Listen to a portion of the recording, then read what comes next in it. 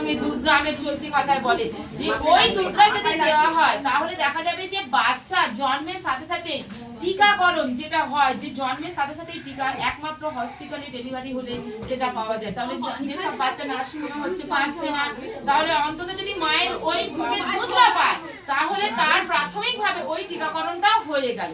জন্মের পর যে অসুখ বিসুখ গুলো হয়ে থাকে সেগুলো সে অন্তত রোগ প্রতিরোধ ক্ষমতা তার শরীরে কিছুটা পরিমাণে চলে গেল, যেহেতু মায়ের শরীর থেকে সে বাইরে চলে এসেছে।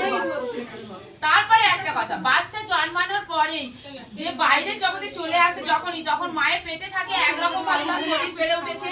বাইরে যে আমাদের যে এখন তো পুরো পরিবেশটা আমরা কি বলি দূষণে ভরে গেছে, তাহলে একটা ছোট্ট শিশু, নবজাত শিশু, সে বেরিয়েই তার একেবারে রোগ প্রতিরোধ ক্ষমতা গড়ে উঠতে পারে না। তাহলে সে কিভাবে সেই রোগ প্রতিরোধ ক্ষমতাটা গড়ে উঠবে? সেই মায়ের শরীর থেকে সে যে বুকের দুধটা পান করে সেখান থেকেই কিন্তু তার শরীরে সমস্ত রকমের খাবার, পুষ্টিকর যাবতীয় জিনিস কিন্তু এই বুকের দুধেই দেওয়া আছে।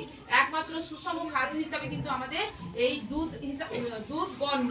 মায়ের বুকের দুধ যদি একটা শিশু 6 মাস পর্যন্ত খায়, দেখা যাবে যে তার স্বাভাবিক বৃদ্ধি, বুদ্ধির বিকাশ, মানে শরীরের যে গঠন সেটা অন্যরকম হবে। আর যে বাচ্চা আমরা কি করি, একটু জল খাইয়ে দিই, ঔষধ খাওয়াতে গিয়ে জল দিচ্ছি বা মধু দিচ্ছি, চিনি মিষ্টি